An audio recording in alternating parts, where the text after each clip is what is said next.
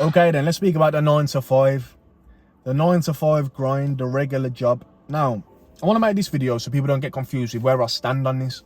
Now, so let me just say this. Let me just get this out of the way. If you're working a 9 to 5 and you enjoy your job and you like the people that you work with and you earn enough money to live comfortable by your standards, you can provide for your family, you can go on vacation, you can do this, you can do that, all throughout your 9 to 5. All funded by your 9 to 5, then you are winning in life.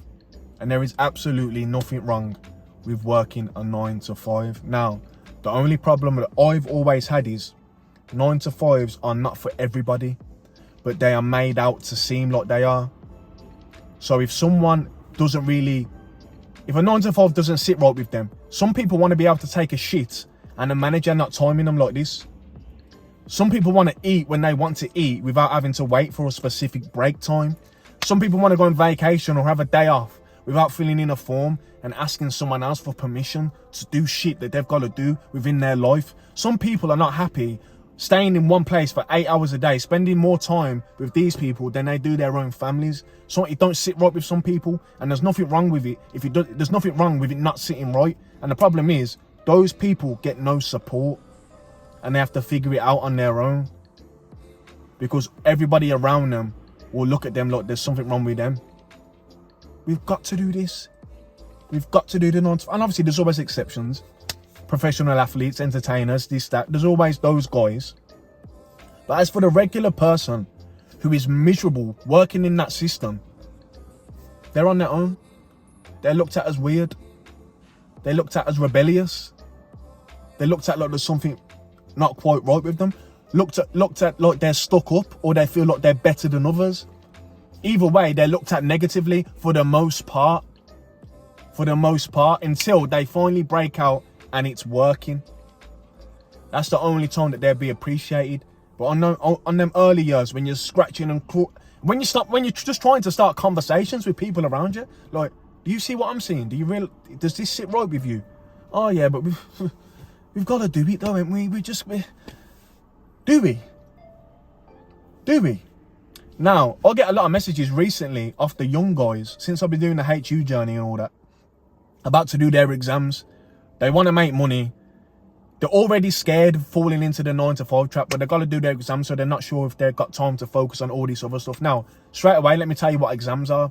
GCSEs, midterms, whatever you want to call it, depending on the country you're in.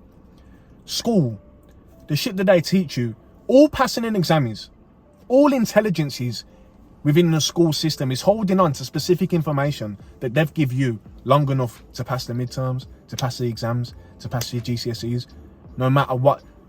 It can be bullshit information, but if you can hold on to that information long enough to pass the exam, then you are considered intelligent. Now, what if the information that they are giving to you doesn't stick in your brain? Does that make you an idiot? So for example, I was getting worse and worse at school. Every year that went on, I stayed the same. I didn't get any smarter, any more intelligent as far as what would school consider intelligent.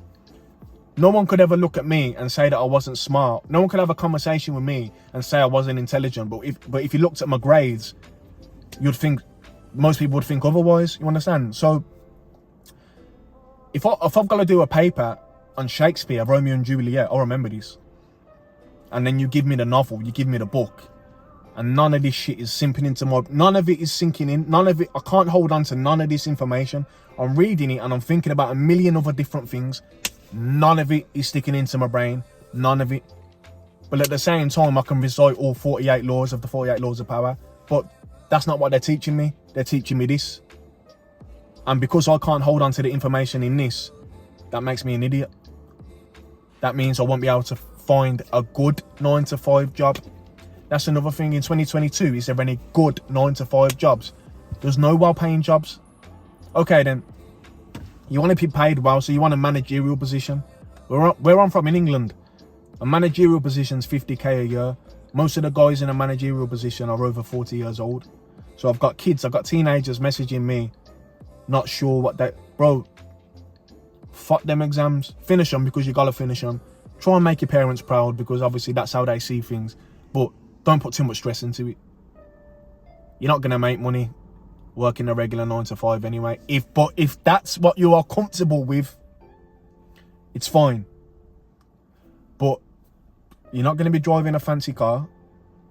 You don't have to drive a fancy car. You're not going to be living in a big house. You're not going to be able to wake up when you want to wake up. You're not going to be able to eat when you want to eat. You're not going to be able to go on vacation when you want to go on vacation. You're not going to be able to spend time with your family when you want to spend time with your family. But you'd have a secure job. Money will be coming in on a weekly or monthly basis. You'll know exactly how much you're going to get paid that month.